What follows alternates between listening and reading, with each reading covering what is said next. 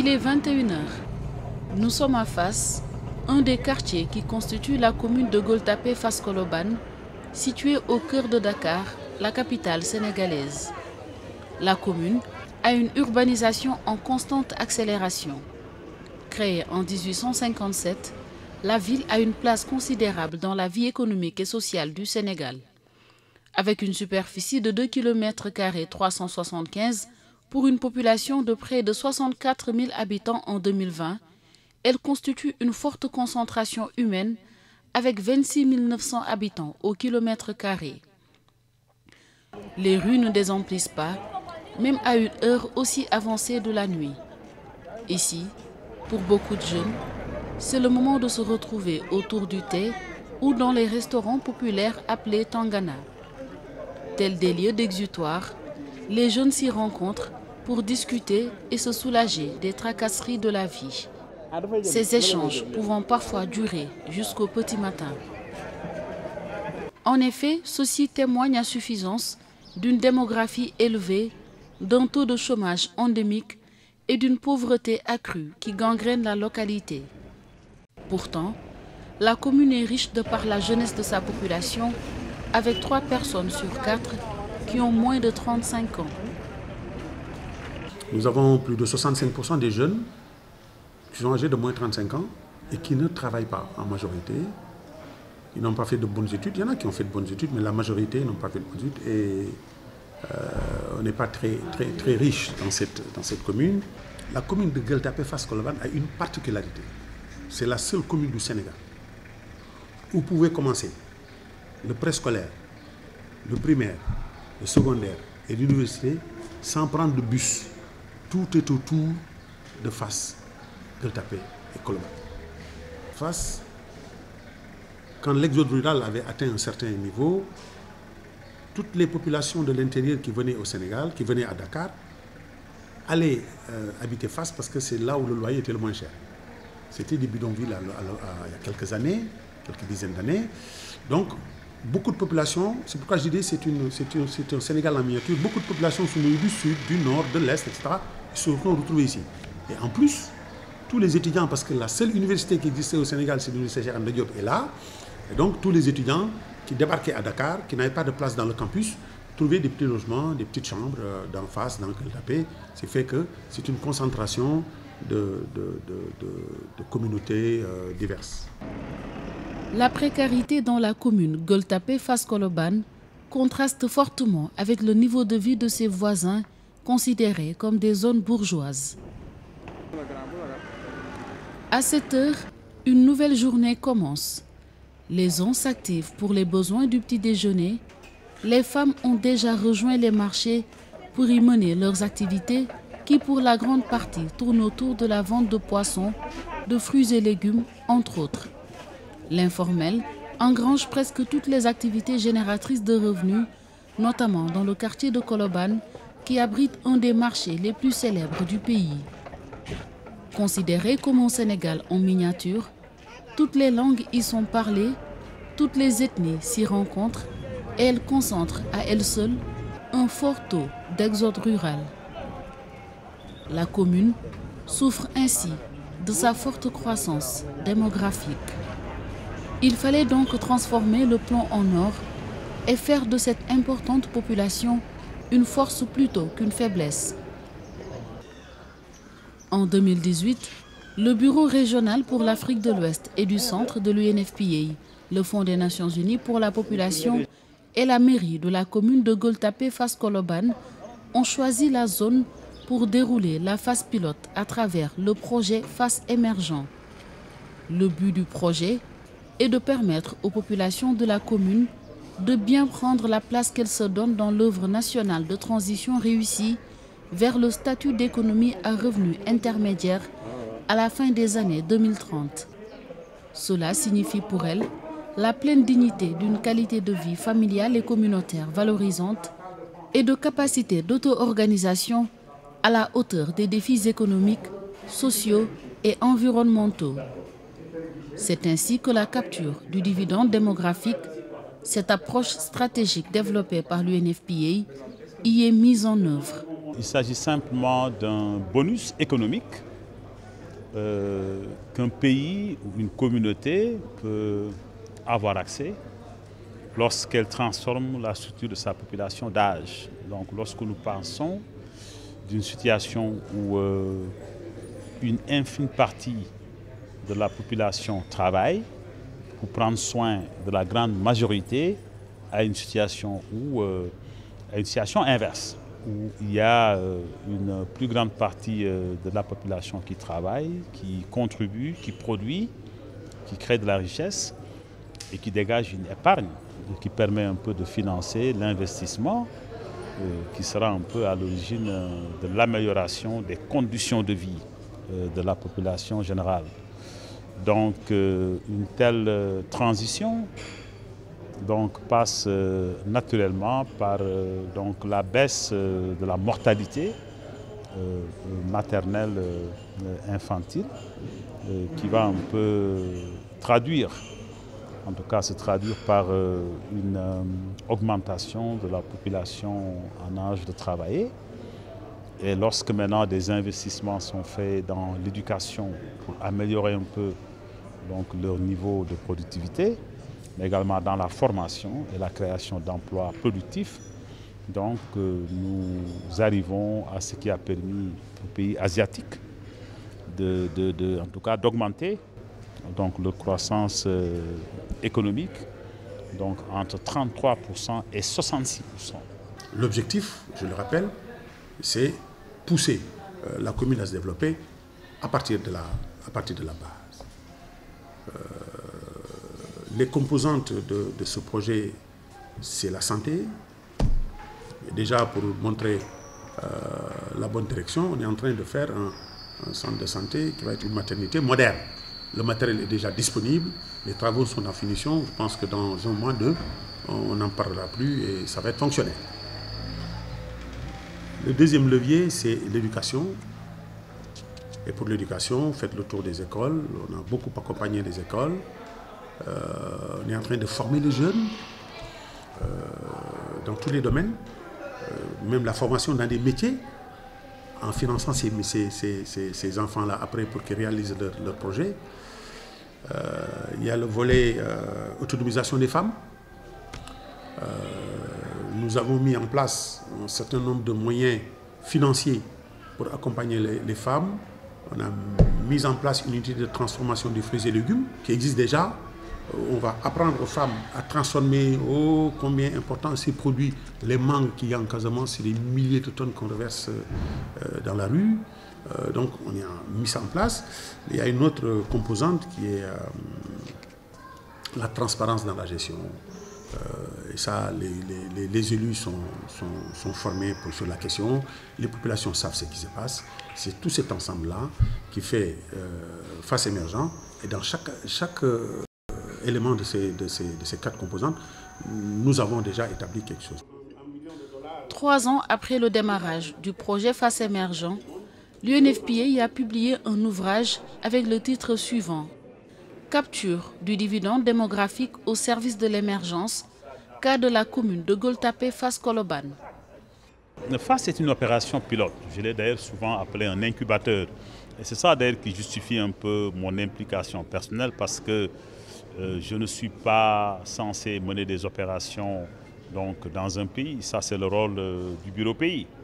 Mais comme c'est un incubateur que nous avons conçu, que nous avons mis en œuvre, c'est pas pour FASS seulement, c'est pas pour le Sénégal seulement, c'est pour tous les pays de la sous-région. C'est pourquoi nous avons pris le soin de rédiger un peu cet ouvrage FASS. Et d'ailleurs, avant l'ouvrage, nous avons fait faire une étude d'expansion du projet FASS. Comment nous pouvons passer un peu d'une phase pilote à une expérience qui pourrait d'abord s'étendre à l'intérieur du Sénégal, mais également être répliquée, démultipliée dans d'autres pays de la sous-région. D'ailleurs, la Guinée a commencé il y a de cela environ 2 ans, lorsque le ministre Mactar Diallo a eu écho du projet FASS. Il s'est rapidement lancé dans une initiative similaire dans la commune de Rotana, en Guinée-Conakry. Et je crois qu'il est en train de faire d'excellents progrès au moment où nous parlons. D'autres pays de la sous-région, d'ailleurs, sont en train d'initier des initiatives pareil. Et je crois que c'est de cela qu'il s'agit. Et l'ouvrage va nous permettre un peu de montrer comment nous l'avons fait, comment nous l'avons conçu, quelles sont les ruptures, parce qu'il y a beaucoup de ruptures dans la façon de faire. Parce que dans le passé, on avait tendance à mettre l'accent sur l'argent. Donc nous voulons faire quelque chose, nous demandons l'argent. Et donc nous éliminons ceux qui ne peuvent pas ou bien ne veulent pas donner l'argent, ou ceux qui n'en font pas confiance à certains systèmes. Mais d'en face, nous disons, voilà le besoin de la population, comment vous pouvez contribuer. Mais également en face, les besoins sont déterminés par les populations.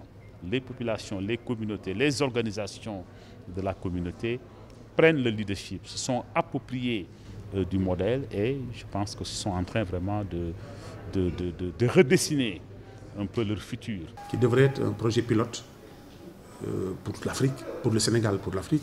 Je pense que c'est à partir de ce moment qu'on pourrait commencer à voir le bout du tunnel et espérer que ce projet va réussir.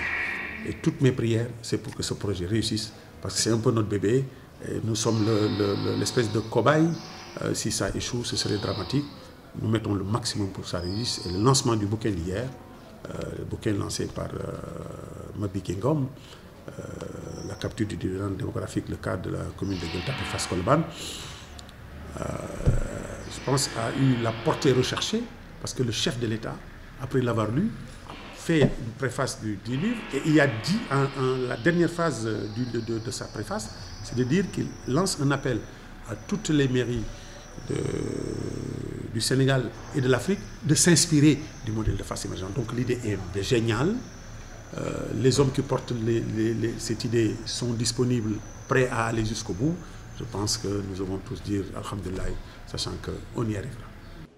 L'auteur de ce livre, le directeur régional pour l'Afrique de l'Ouest et du centre de l'UNFPA, Mabiki Ngom, a bien réussi à susciter un grand intérêt auprès des autorités nationales et communales du Sénégal. Le modèle Fass émergent doit faire tache d'huile et son passage à l'échelle à travers les autres collectivités territoriales envisagées pour une transition socialement juste en vue de la capture du dividende démographique. Et j'ai envie de dire à M. Ngom, à l'UNFPA et au système que toutes les communes de Guédiawaye, que ce soit Wakhinane Nimzatt, Sam Notaire, votre commune, Golfe Sud, Yarem Limamoulaye, toutes ces communes-là sont prêtes à accueillir le projet. Nous y arriverons que par la décentralisation et la territorialisation des politiques. Donc c'est dans ce sens aussi que je voudrais inviter, comme à la suite de mes collègues maires, Monsieur le directeur général, d'accompagner les collectivités. Quand on ne mesure pas le progrès, en fait, on ne peut pas savoir est-ce qu'on avance bien, on avance vite, on avance vers la direction. Et c'est là où on a besoin de cette approche. Et je souhaite vraiment qu'on ait une autre occasion pour que votre structure, l'ensemble du système des Nations Unies, puisse continuer à appuyer les maires, continuer à appuyer donc toutes les 557 communes du Sénégal pour justement avoir un modèle. Et ça qui est très difficile, c'est le modèle, chaque fois que vous faites quelque chose, tant qu'il n'y a pas de modèle théorique qui fonctionne, qu'on expérimente, le système ne marche pas. Dans ce projet Fass émergent, la part belle est dédiée aux jeunes, mais aussi à la population féminine. Le réseau Siggil Jigéen, une organisation qui œuvre pour la promotion du droit des femmes au Sénégal, a fortement contribué à la sensibilisation menée dans la commune en direction des femmes pour leur autonomisation. Ils sont venus avec l'idée de projet. Ils ont rassemblé toutes les parties prenantes. Et ce qui nous intéresse le plus dans ce modèle, c'est l'approche. L'approche est innovante. Parce que depuis 1960, nos pays sont indépendants et on véhicule toutes sortes de politiques. Mais l'approche vraiment de ce projet-là, qui met au centre du débat le capital humain, c'est-à-dire l'être humain au vrai sens du mot, dans son droit à l'éducation, à l'épanouissement, à la santé, mais son droit à participer véritablement à l'élaboration des politiques qui le concernent. Et donc, c'est véritablement une innovation de taille. Et le partenariat qui a été développé autour de ce projet aussi, parce que quand UNFPA Wikaro est venu, ils ont trouvé une commune, mais ils ont développé et élargi le partenariat. Avec ce projet, nous avons reçu énormément de partenaires, le secteur privé, tout le système des Nations Unies, toute la coopération bilatérale, multilatérale, tout le monde s'est intéressé à ce que fait FASS. L'approche inclusive adoptée dans la mise en œuvre de ce projet a été l'implication d'une frange importante de la population.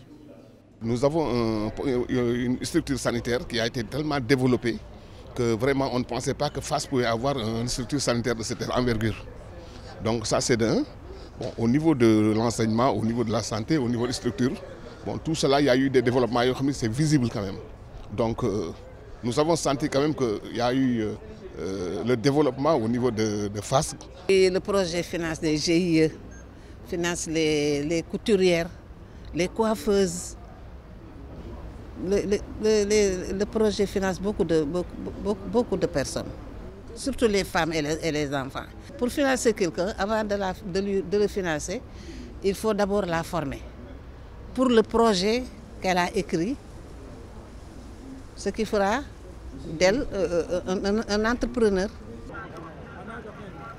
De par son accessibilité sur les centres d'emploi, tels que le port, les marchés, les quartiers résidentiels, l'administration publique, mais également les transports publics, la commune exerce une forte attractivité.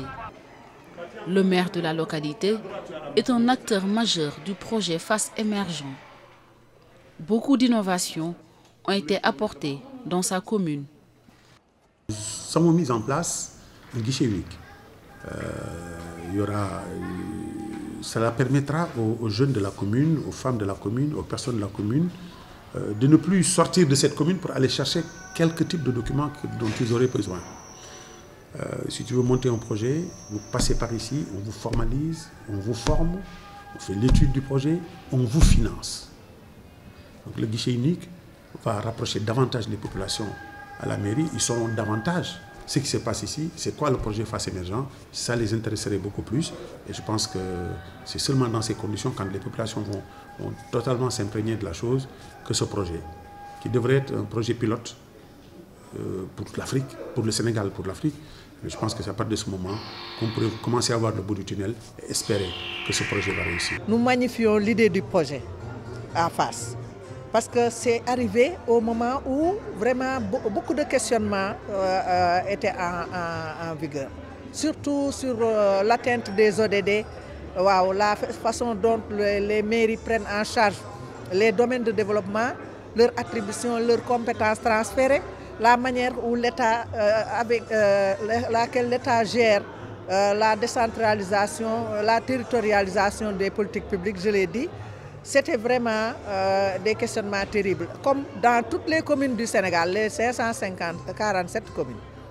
Mais quand le projet est arrivé, l'idée est arrivée avec le directeur Mabigué, qui est un compatriote, mais un patriote avéré. Il a eu cette merveilleuse vision, vraiment de prendre FASS comme étant une commune modèle. L'une des réalisations majeures du projet FASS émergent est le réaménagement du centre de santé situé à quelques mètres des locaux de la mairie. Le projet a pu voir le jour grâce à l'appui de l'UNFPA et des autorités sanitaires du pays. Sur place, les travaux sont en phase de finition. Cette structure va être dotée d'une maternité et d'un plateau médical optimal. La santé de la mère et de l'enfant, c'est global. C'est du début de la grossesse, l'accouchement et enfin le suivi post-nat. Et le suivi post-nat, c'est la femme, c'est l'enfant.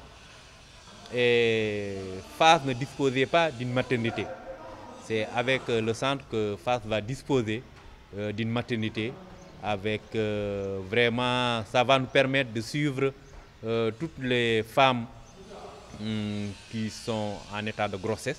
Parce que ici, les activités qu'on avait, c'est les activités de CPN, les activités de PF et les activités de post-nat. Donc l'accouchement n'était pas... Les femmes ne bénéficiaient pas de l'accouchement au niveau de la structure. Et ça a toujours été un problème pour la population de Fass. Donc ils s'étaient obligés de se rabattre dans les autres structures, comme Abass Ndao, comme Gaspard Camara ou bien Colobane. Et vraiment, je dis que la population de Fass mérite cette structure. Et donc, c'est important qu'on puisse bénéficier d'une maternité. Et ça va permettre aux femmes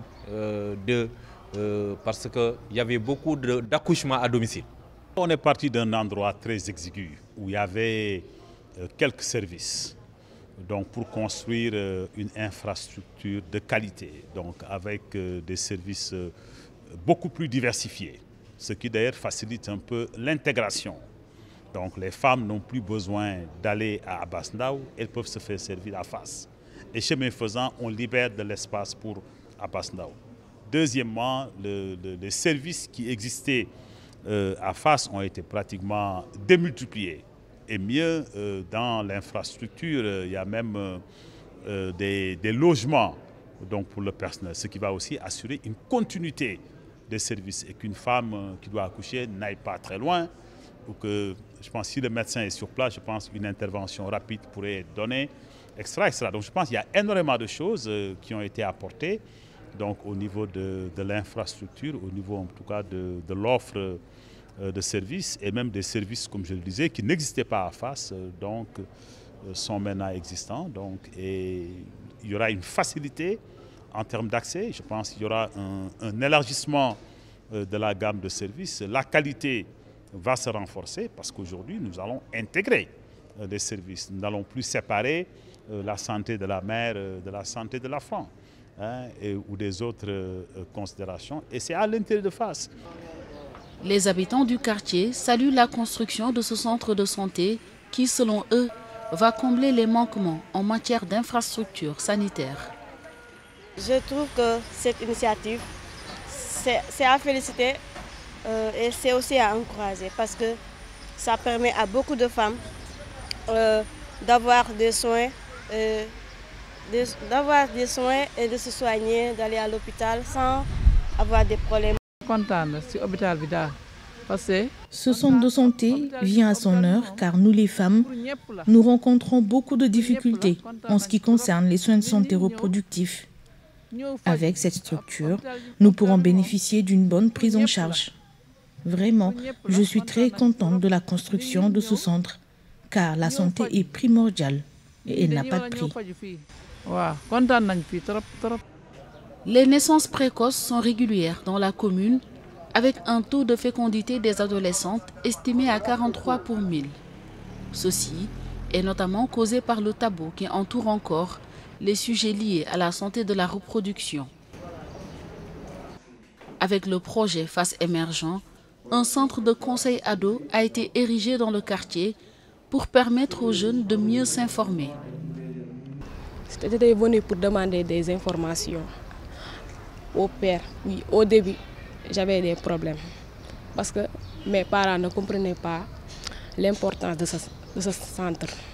Oui, mais maintenant ils ont compris parce que grâce aux informations que j'ai obtenues ici, je les ai fait part. Maintenant, ils ont compris. Ce bureau a pris en compte toutes les préoccupations des jeunes.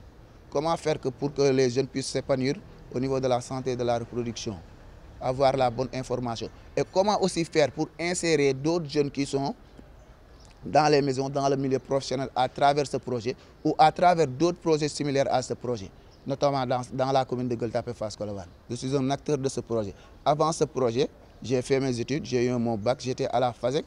Avant ce projet, je ne faisais rien. Si ce n'est des activités communautaires, sensibiliser sur les programmes nationaux de lutte contre le paludisme et autres. Mais à l'aide de ce projet, à l'aide de ce bureau, aujourd'hui, on m'a campé ici. Je suis un permanent ici. On m'a pris en charge ici. Chaque mois, je reçois quelque chose ici. À mi-chemin, le projet Fass Émergent suit son cours. Au-delà des réalisations dans le domaine de l'emploi, de l'éducation ou encore de la santé, il constitue une vitrine pour impulser un nouveau modèle de changement à travers l'action.